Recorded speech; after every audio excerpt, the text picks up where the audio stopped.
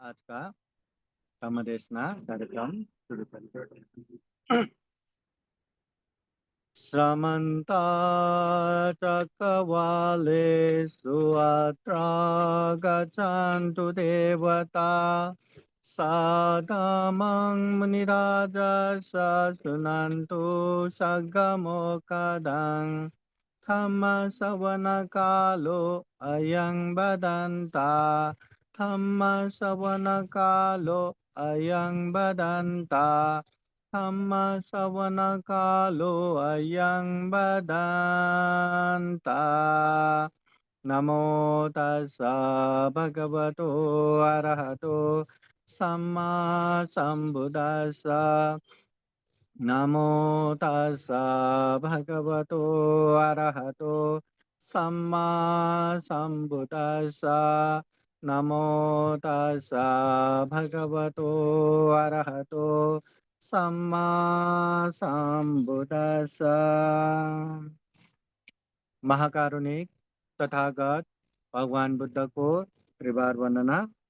महाकारुणिक तथागत बुद्ध द्वारा देशित सुआख्यात धम्म को त्रिवार वंदना। महाकारुणिक तथागत बुद्ध के आर्य श्रावक संघ को त्रिवार वंदना। परम पूजनीय बोधिसत्व डॉक्टर बाबा साहब अम्बेडकर आज के कार्यक्रम में प्रत्यक्ष अप्रत्यक्ष जुड़े हुए संपूर्ण श्रद्धा संपन्न बुद्धि संपन्न उपासक उपासिकाएं। सर्वप्रथम महाकारुणिक तथागत बुद्ध के जन्म, उनके संबोधि ज्ञान प्राप्त तथा महापरिनिर्वाण त्रिसंयोग रूपी ये वैशाख पूर्णिमा बुद्ध पूर्णिमा के उपलक्ष्य में सभी प्राणी मात्र के जीवन में सुख हो, शांति हो, मंगल हो, कल्याण हो और बुद्ध धम्म संघ का आशीर्वाद हमेशा हमेशा रहे, ऐसी कामना करते हैं, ऐसी आशीर्वाद प्रदान करते हैं। वैशाख पूर्णिमा बुद्ध पूर्णिमा का ये समय है और कल से परसों से अपने शहर से बाहर के शहर में आके बहुत कार्यक्रम में सहभागी हो रहा हूँ। तो आज हम बात करने वाले हैं वैशाख पूर्णिमा के बुद्ध से संबंधित विविध घटनाएं या ये क्यों संबंधित है। सर्वप्रथम तो हमें यही बात समझना है कि वैशाख पूर्णिमा क्यों हमारे लिए जरूरी है, क्यों हम ये वैशाख पूर्णिमा को मनाए और मनाना ही है तो किस तरह से मनाए। वैशाख पूर्णिमा जिस तरह दूसरे दूसरे पूर्णिमा आता है, हाँ, जैसे आषाढ़ पूर्णिमा आता है, ज्येष्ठ पूर्णिमा आता है, माघ पूर्णिमा आता है, अनेक अनेक पूर्णिमा आता है, उसी तरह का एक पूर्णिमा है वैशाख पूर्णिमा। परंतु बौद्ध जगत में ये वैशाख पूर्णिमा क्यों जरूरत है, क्यों हमें ये दिन पवित्रता के रूप में मानते हैं। ये इसलिए भी है क्योंकि यही वैशाख पूर्णिमा के दिन महाकारुणिक तथागत बुद्ध का जन्म लुम्बिनी में सिद्धार्थ बोधिसत्व के रूप में हुआ। यही वैशाख पूर्णिमा के दिन उन्होंने बुद्ध गया के ये बोधि वृक्ष के नीचे सम्यक संबुद्धत्व प्राप्त किया, बुद्ध बने। और यही वैशाख पूर्णिमा के दिन उन्होंने कुशीनगर में महापरिनिर्वाण प्राप्त किया। तो बुद्ध का जन्म भी यही वैशाख पूर्णिमा के दिन हुआ। बुद्ध ने जो संबोधि ज्ञान प्राप्त किया वो भी वैशाख पूर्णिमा के दिन हुआ। बुद्ध ने अपने नश्वर शरीर को त्याग के जो महापरिनिर्वाण को प्राप्त किया वो भी वैशाख पूर्णिमा के दिन ही हुआ। ये त्रिविध पावन रूपी वैशाख पूर्णिमा है, इसलिए हम इसको बुद्ध पूर्णिमा के रूप में लेते हैं क्योंकि बुद्ध से बहुत ही नजदीक के संबंध रखने वाले एक पूर्णिमा है, एक महत्वपूर्ण पूर्णिमा है, इसलिए हम इसको बुद्ध पूर्णिमा के रूप में लेते हैं। अभी बुद्ध पूर्णिमा है और हम बुद्ध के अनुयायी है। भिक्षु हो या भिक्षुनी हो, उपासक हो या उपासिका हो, जो बुद्ध के अनुयायी है, जो बुद्ध धम्म संघ के शरण जाके अपने आप को चाहे भिक्षु भिक्षुनी कहे या उपासक उपासिका कहे, हाँ, सभी को ये बुद्ध पूर्णिमा, वैशाख पूर्णिमा मनाना चाहिए। मनाना बहुत जरूरी है, क्योंकि ये दिन तथागत भगवान बुद्ध के जन्म दिवस है। ये दिन तथागत बुद्ध के संबोधि प्राप्ति का दिन है, और यही दिन महाकारुणिक तथागत बुद्ध के संवेगदायी महापरिनिर्वाण का दिन है। इस तरह बुद्ध पूर्णिमा है, और बुद्ध के अनुयायी हम हैं, तो हम ये बुद्ध पूर्णिमा को मनाते हैं, मनाना चाहिए। जो जानते हैं, जो समझते हैं, उसको तो मनाना चाहिए चाहिए। जो अनजान है या जिसने कभी मनाया नहीं, जिसने कभी जाना नहीं, उन लोगों को भी ये बुद्ध पूर्णिमा, वैशाख पूर्णिमा को खूब अच्छे से जानना चाहिए, खूब अच्छे से समझना चाहिए, और अंदर से महसूस करते हुए ये बुद्ध पूर्णिमा मनाना चाहिए। अभी ये बुद्ध पूर्णिमा कैसे मनाए, इससे पहले हम चर्चा करेंगे ये बुद्ध पूर्णिमा से संबंधित ये महत्वपूर्ण घटनाएं क्या-क्या है। हुँ? जैसे हमने अभी बात किया, सबसे पहले तो तथागत बुद्ध का जन्म हुआ, दूसरा तथागत बुद्ध का महापरिनिर्वाण हुआ, तीसरा तथागत बुद्ध ने संबोधि लाभ किया। तो इसका हम थोड़ा-थोड़ा चर्चा करते हैं। सर्वप्रथम तथागत भगवान बुद्ध का जो जन्म सिद्धार्थ बोधिसत्व के रूप में लुम्बिनी वन में हुआ, वैशाख पूर्णिमा के दिन। उन समय कपिल वस्तु एक राज्य था। वहाँ राजा शुद्धोधन राज्य करते थे। उनके दो महारानी थी, एक तो महामाया देवी, दूसरा महाप्रजापति गौतमी। और ज्येष्ठ महारानी, ये जो महामाया देवी है, आषाढ़ पूर्णिमा के दिन उनका गर्भ प्रवेश होता है, गर्भवती होती है, और ठीक 10 महीना, मतलब बुद्ध पूर्णिमा के दिन उनका जन्म, मतलब बच्चे का जन्म होता है। तो जैसे जैसे अभी समय होते जाते हैं, बच्चे का जन्म का समय नजदीक नजदीक आता है, तो महामाया देवी को खूब अपने मायके जाने का इच्छा होता है, और उनका मायके कपिल वस्तु से देवदह, हाँ, देवदह उनका मायके। तो अपनी इच्छा राजा शुद्धोधन को बताती है, और राजा भी गर्भवती अपने महारानी की इच्छा पूरा करना चाहिए करके अनेक व्यवस्था के साथ, जो जो लगता है सैनिक सारा व्यवस्था और रास्ते भी साफ करके उसको मायके की तरफ भेज देती है। मायके मतलब कपिल वस्तु से देवदह आते समय बीच जगह पे एक खूब मनोरम लुम्बिनी उद्यान, लुम्बिनी बगीचा आता है, और वो बगीचा ये कपिल वस्तु के राजकुमार लोग हो या ये देवदह के राजकुमार हो, वो लोग वहां आके खूब एंजॉय करने की जगह, खूब मनोरम जगह। तो ऐसे मनोरम्य जगह में जब महामाया देवी पहुंचती है, तो उसको भी वो घूमने की इच्छा होती है, और सबको वहीं रुका के घूमने जाती है। अब लुम्बिनी वन इतने अच्छे, घूमते घूमते समय कहाँ गया मालूम ही नहीं पड़ता। तो ऐसे में कि कैसे कैसे महामाया देवी को पेट में कुछ गड़बड़ जैसा लगते हैं, तो उसको लगते हैं कि अभी बच्चा जन्म का समय हो गया। वो एक पेड़ में पेड़ का जो शाखा है उसको पकड़ लेती है। उसके पास-पास आने वाले परिचारिका, सेविका, महामाया देवी का अवस्था को जान के वहीं से कपड़े से पर्दा लगा के एक कमरे जैसे बना देती है, और वहीं पे महामाया देवी बच्चे को जन्म देती है। वो बच्चा जो भविष्य में जाके बुद्ध बनने वाले सिद्धार्थ बोधिसत्व।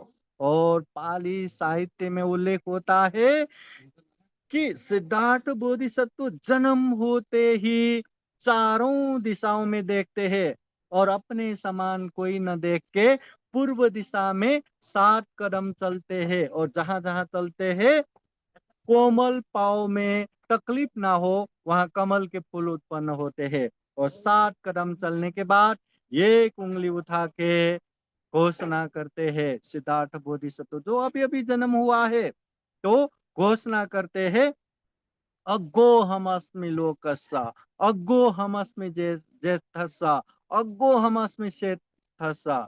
मैं लोक के अग्र पुरुष हूँ, मैं लोक के ज्येष्ठ पुरुष हूँ, मैं लोक के श्रेष्ठ पुरुष हूँ, मेरे समान यहाँ कोई नहीं है, ये मेरा अंतिम जन्म है, मेरा पुनर्जन्म नहीं है। इस तरह से घोषणा करते हैं। तो महामाया देवी कपिल वस्तु में रहने वाले मायके देवदह माई की तरफ जाते समय बीच में जो लुम्बिनी उद्यान में वहां सिद्धार्थ बोधिसत्व को जन्म देते हैं। बच्चे जन्म होने के बाद मायके जाने की जरूरत नहीं, फिर कपिल वस्तु ही वापस जाते हैं। इस तरह सिद्धार्थ बोधिसत्व का जन्म हुआ। ये खुले आसमान के नीचे ऐसे प्रकृति के साथ ही उनके जन्म होता है, और वो जन्म का दिन वैशाख पूर्णिमा के दिन। सिद्धार्थ बोधिसत्व धीरे धीरे राज दरबार में अनेक तरह से अभी समय बीतते जाते हैं। हाँ, जो सीखना है वो भी सीखते हैं, अभ्यास करना है वो भी अभ्यास करते हैं। उनके सुख सुविधा में कोई कमी नहीं था। उनको बरसात समय में रहने के लिए अलग महल, ये गर्म समय में रहने का अलग महल, ठंडी समय में रहने का अलग महल, इस तरह से अनेक सुख सुविधा के साथ उनका जीवन बीत रहा था। 16 साल की उम्र में यशोधरा देवी, उन समय के परम सुंदरी यशोधरा देवी से उनका विवाह भी होता है। 29 वर्ष की उम्र में जब अपने पत्नी यशोधरा से राहुल कुमार का जन्म होता है, पुत्र का जन्म होता है, उसी दिन राज दरबार छोड़ के संन्यास लेते हैं, महाभिनिष्क्रमण करते हैं। उसके बाद यहाँ वहाँ अ, अनेक गुरुओं से शिल्प विद्या सीखते हुए, ध्यान साधना सीखते हुए, यहाँ वहाँ जो दुख मुक्ति का मार्ग ढूंढते रहते हैं, पर कहीं नहीं मिलते।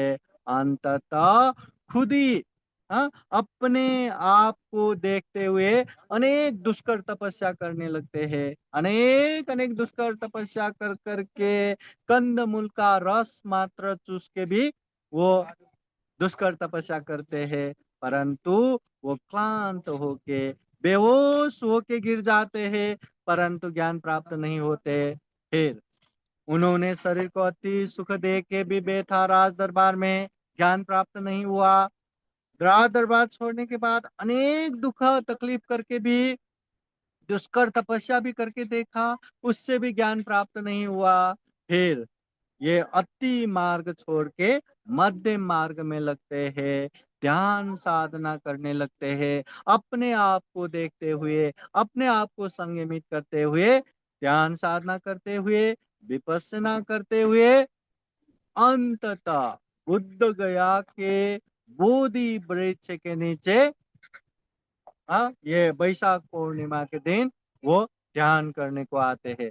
और ध्यान करते समय इस तरह से दृढ़ अधिष्ठान करते हैं कि आज मैं जो ये ध्यान आसन में बैठ रहा हूँ, इसके बाद अगर मैं क्लांत होके, जीर्ण होके, मेरे शरीर का हाथ मांस सूख के मैं मर भी गया तो मर गया, परंतु जब तक ज्ञान प्राप्त नहीं होगा तब तक मैं ये आसन से उठने वाला नहीं हूँ। इस तरह से वज्रासन में बैठते हुए वो ध्यान करने लगते हैं। और यही वैशाख पूर्णिमा के मध्य रात में उनको ज्ञान प्राप्त होता है। हाँ, आसवक्ष विद्या, दिव्य चक्षु विद्या, हाँ, उस तरह से सम्यक संबोधि ज्ञान प्राप्त होता है। सम्यक संबोधि ज्ञान प्राप्त होने के बाद वो बुद्ध बनते हैं। वो निर्वाण प्राप्त करते हैं, वो अनंत होते हैं, सभी दुखों से मुक्त होते हैं। और बुद्ध बनने के बाद वो उद्गार व्यक्त करते हैं, अनेक जाति संसारं संदा विसंग अनिविसंग। अनेक अनेक जन्मों में मैं ये घर बनाने वाले को ढूंढता रहा, कहीं न मिला। मगर अभी ये घर बनाने वाले को देख लिया, घर बनाने वाले सामान जो तृष्णा को भी देख लिया और उसको रोक भी लिया। अब मेरा पुनर्जन्म नहीं, मैं दुःख से मुक्त हो गया। इस तरह से उद्गार व्यक्त करते हैं। तो तथागत भगवान बुद्ध जो बुद्ध बने, जो सम्यक संबोधि ज्ञान प्राप्त हुआ, वो भी यही वैशाख पूर्णिमा के दिन, जिसे हम बुद्ध पूर्णिमा कहते हैं। ये दूसरा संयोग। पहला संयोग, तथागत बुद्ध का जन्म होता है लुम्बिनी वन में। दूसरा संयोग, तथागत बुद्ध सम्यक संबोधि ज्ञान प्राप्त करते हैं बुद्ध गया में। अब तीसरा महत्वपूर्ण संयोग, तथागत बुद्ध बुद्ध बनने के बाद बहुजन हिताय, बहुजन सुखाय के लिए गांव नगर जनपद देश देशांतरचारी का करते हुए धम्म का प्रचार प्रसार करते हैं।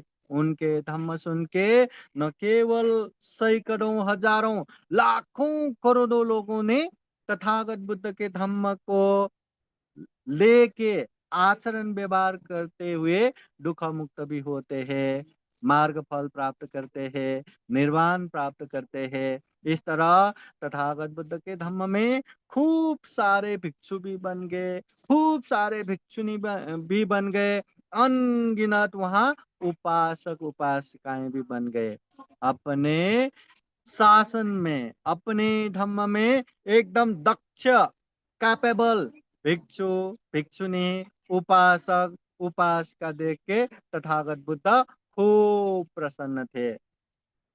अंततः 80 साल की उम्र में उन्होंने माघ पूर्णिमा के दिन अपने आयु संस्कार परित्याग करते हैं कि अब के 3 महीने बाद तथागत बुद्ध का महापरिनिर्वाण होगा। तो माघ पूर्णिमा के 3 महीने बाद वैशाख पूर्णिमा के दिन वो मल्लों के वन, जिसे कुशीनगर कहते हैं, कुशीनगर पहुंचते हैं और वहां महापरिनिर्वाण के लिए आसन बना के बैठते हैं। वहां अंतिम समय में एक सुभद्र नामक बहुत ही उम्र वाले, हाँ, वो आके तथागत बुद्ध से ज्ञान लेके अभ्यास करके तथागत बुद्ध के शिष्य बन के वो दुख मुक्त भी होते हैं। तो तथागत बुद्ध के अंतिम श्रावक शिष्य के रूप में ये सुभद्र उसका नाम आता है। तो तथागत बुद्ध अंतिम समय में सारे भिक्षु संघ का जो जो शंका उपशंका है तो पूछो, या अनेक धम्म की बातें बता के अंत में वही धम्मा संखारा, ये सारा जो संस्कार है ये नश्वर है, इसको जानते हुए दुख मुक्ति की तरफ जाओ, इस तरह से उपदेश देते हुए तथागत बुद्ध महापरिनिर्वाण को प्राप्त करते हैं। ये शरीर त्याग करते हैं। तो महाकारुणिक तथागत बुद्ध ने ये नश्वर शरीर को त्याग लिया, जिसे हम देहावसान करते कहते हैं, काल कथित कहते हैं। तथागत बुद्ध जब गुजर जाते हैं उसे महापरिनिर्वाण कहते हैं। महापरिनिर्वाण केवल बुद्ध को ही कहते हैं। जो दुख मुक्त अरहंत हो चुके व्यक्ति अगर गुजर जाते हैं तो उसे परिनिर्वाण कहते हैं।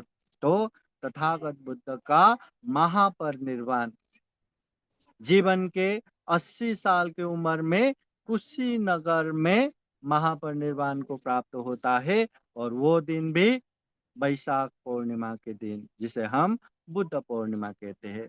अब देखिए, बुद्ध का जन्म लुम्बिनी में हुआ, वो भी वैशाख पूर्णिमा के दिन। बुद्ध ने बुद्ध गया में बोधि ज्ञान प्राप्त किया, वो भी वैशाख पूर्णिमा के दिन। बुद्ध 80 साल की उम्र में महापरिनिर्वाण को प्राप्त किया कुशीनगर में, वो भी वैशाख पूर्णिमा के दिन।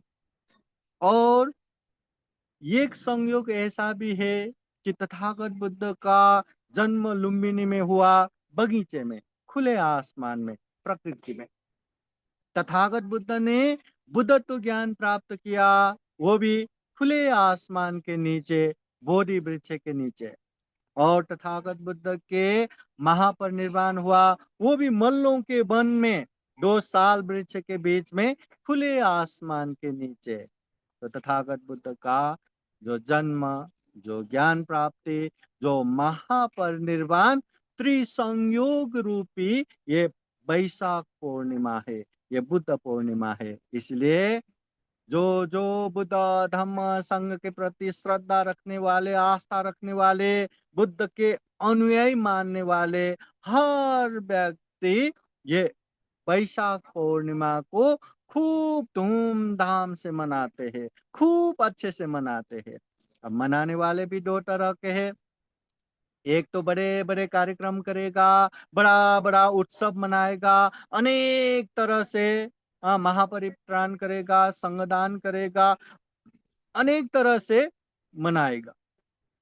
एक ये भी तथागत बुद्ध के ये सम्मान हो गया। दूसरा मनाने वाले ऐसे भी है कि ये जो वैशाख पूर्णिमा है, ये बुद्ध पूर्णिमा है, तथागत बुद्ध का जन्म, ज्ञान प्राप्ति, महापरिनिर्वाण रूपी इतना पवित्र दिन है, तो इस समय मैं तथागत बुद्ध के धम्म को जानूं, उसको महसूस करूं और उसको मैं व्यवहारिक रूप से पालन करूं। इस तरह मैं बुद्ध को, धम्म को, संघ को नमन करूंगा। इस तरह अभ्यास करते हुए, पालन करते हुए ये मनाने वाले भी बहुत सारे हैं। कोई दान देते हुए, रक्तदान करते हैं, संग दान करते हैं, कोई शील पालन करते हुए, कोई दिन भर ध्यान साधना करते हुए, अनेक अनेक तरह से ये बुद्ध पूर्णिमा, वैशाख पूर्णिमा मनाते हैं। और एक एक्स्ट्रा, ये वैशाख पूर्णिमा को हम बुद्ध संवत के रूप में भी लेते हैं। जैसे वैशाख पूर्णिमा आगे तक 25 से 68वां बुद्ध संवत। अभी वैशाख पूर्णिमा हो गया तो 25 से 69वां वैशाख पूर्णिमा बुद्ध पूर्णिमा। इसका मतलब ये बुद्ध संवत है। जिस तरह सारे धर्म में अपना-अपना नया वर्ष रहता है, उसी तरह ये बौद्धों के लिए एक ये बुद्ध संवत नया साल जैसा ही है। तथागत बुद्ध के महापरिनिर्वाण बाद ये बुद्ध संवत का शुरुआत हुआ। तो वो बुद्ध संवत 25 से जो 69 जो कहते हैं, ये तथागत बुद्ध के महापरिनिर्वाण के बाद का ये बुद्ध संवत है। अगर उसमें 35 साल 45 साल जोड़ेंगे तो उनका ये संबोधि लाभ वाला संवत निकलेगा और उसमें 80 साल जोड़ेंगे तो तथागत बुद्ध के जन्म दिवस निकलेगा। तो ये एक नवीन नया वर्ष है। अभी नया वर्ष में जिस तरह एक व्यापार करने वाले, एक बिज़नेस करने वाले, हर साल के अंत में इस साल कितना मुनाफ़ा हो गया, कितना नाफ़ा हो गया, कितना मतलब लॉस हो गया, कहाँ-कहाँ हो गया, सारा हिसाब-किताब मिलाते हैं। वैसे ही ये वैशाख पूर्णिमा के दिन हमें ये भी रियलाइज़ करना ज़रूरी है, ये भी महसूस करना ज़रूरी है कि ये जो साल बीत गया, ये साल में मैंने क्या अच्छा किया? क्या बुरा किया? अच्छा किया तो कितने अच्छा किया और कितना अच्छा कर सकते थे? और बुरा किया तो क्यों वो बुरा किया? वो बुराई से दूर होने के लिए क्या करना था? ये महसूस करने का समय भी है। हाँ, जो समय बीत गया वो बीत गया, उसको हम करेक्शन नहीं कर सकते। करेक्शन नहीं कर सकते, इसलिए बुद्ध धम्म में ताप, पश्चाताप नहीं है, न पूर्वताप है, न पश्चाताप है। मैंने ये किया, वो किया करके रो धो के जीवन बिताना नहीं है। अगर हमने गलती किया है, अगर हमने पाप किया है, तो महसूस करो, मैंने वो पाप किया है, दिल से माफ़ी माँगो और अधिष्ठान करो, आगे से ऐसे पाप कभी नहीं करेंगे।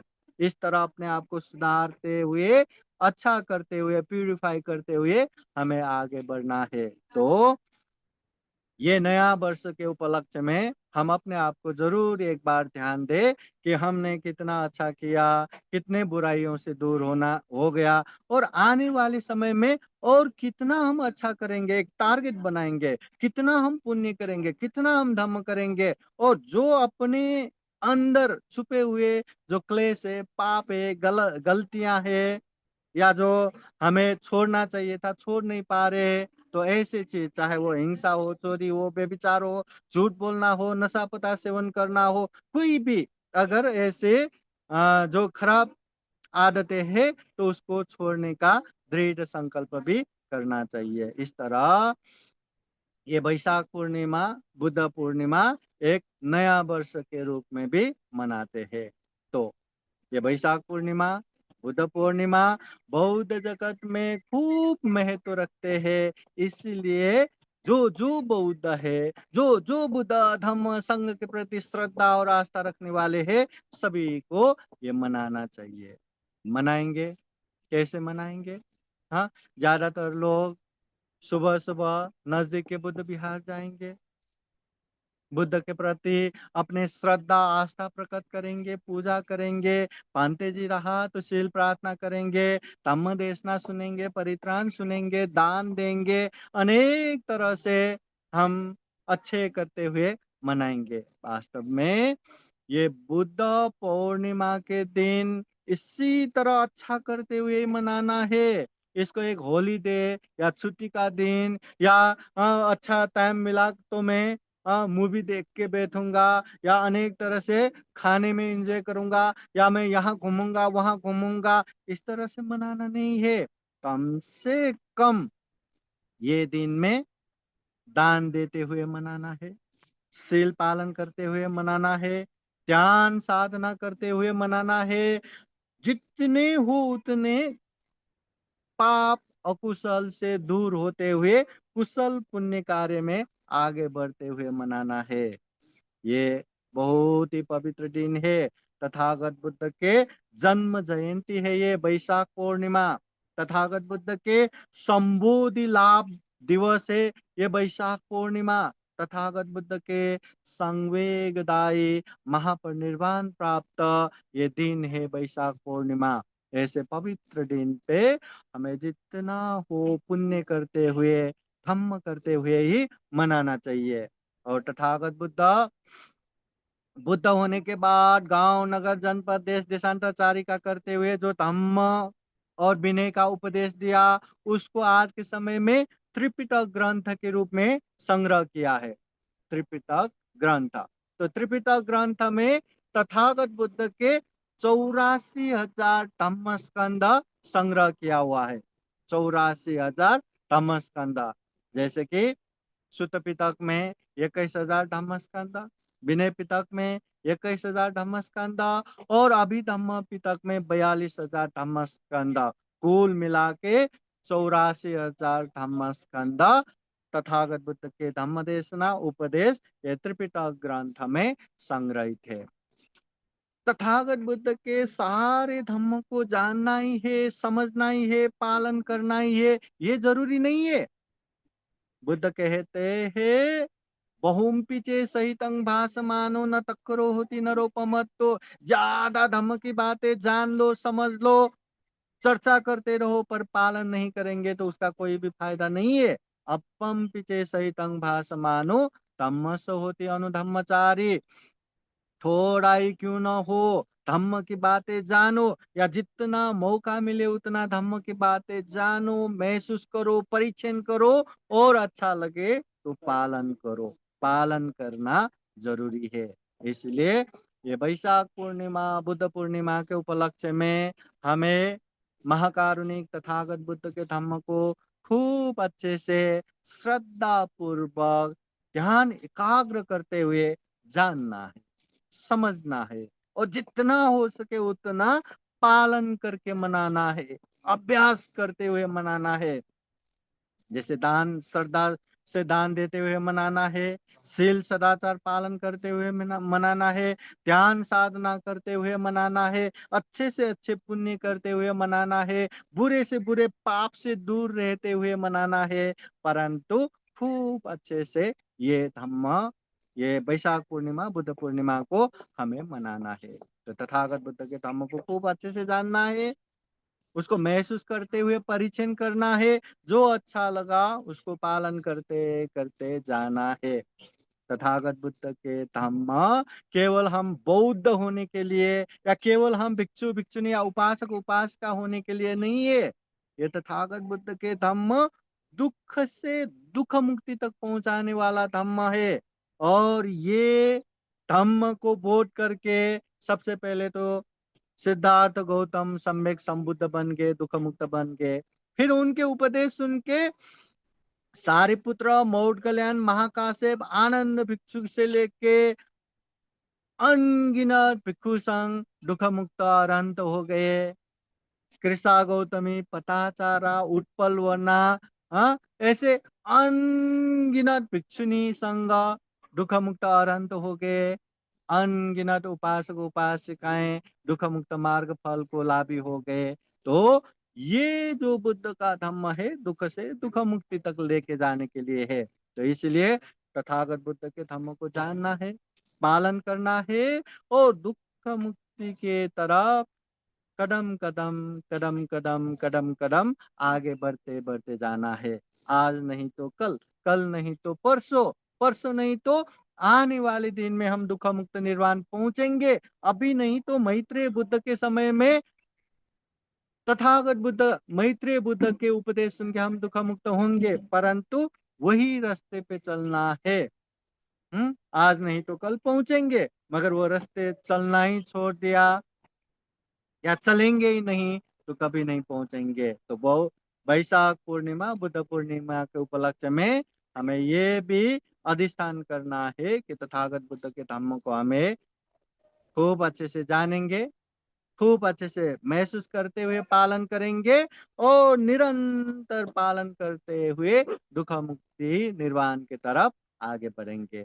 तो ये है वैशाख पूर्णिमा, ये है बुद्ध पूर्णिमा, ये है बौद्धों का नया वर्ष बुद्ध संवत। तो इसलिए बौद्धों को बुद्ध धम्म संघ के प्रति श्रद्धा और आस्था रखने वाले हर किसी को ये वैशाख पूर्णिमा जानना है, मानना है, उसको अपने तरीके से अच्छे करते हुए इसको हमें मनाना भी है और दुख मुक्त निर्वाण की तरफ निरंतर आगे बढ़ने के लिए पुण्य ही पुण्य, धम्म ही धम्म करने के लिए एक अधिष्ठान भी करना है। ये बुद्ध वैशाख पूर्णिमा, बुद्ध पूर्णिमा। इसलिए बुद्ध पूर्णिमा को खूब अच्छे से जानते हुए, खूब अच्छे से मनाना चाहिए। मनाना ही समझदारी है, कल्याणकारी है। तो आज हम यही कामना करते हैं, हम भी महाकारुणिक तथागत बुद्ध के जन्म, ज्ञान प्राप्ति, महापरिनिर्वाण, त्रिविध पावन रूपी वैशाख पूर्णिमा, बुद्ध पूर्णिमा के उपलक्ष्य में जीवन में बुद्ध का आशीर्वाद रहे, धम्म का आशीर्वाद रहे, संघ का आशीर्वाद रहे और खूब सारा पुण्य धम्म करते हुए ये दुर्लभ जीवन, ये अमूल्य जीवन प्राणी जगत में सर्वश्रेष्ठ मनुष्य जीवन को सफल बनाए, सार्थक बनाए, अंत में जन्म जरा व्याधि मरण से मुक्त निर्वाण तक साक्षात्कार कर सके, ऐसी कामना करते हुए आज का ये धम्म देशना यही समापन करते हैं। सभी का मंगल हो, सभी का कल्याण हो। साधु, साधु, साधु।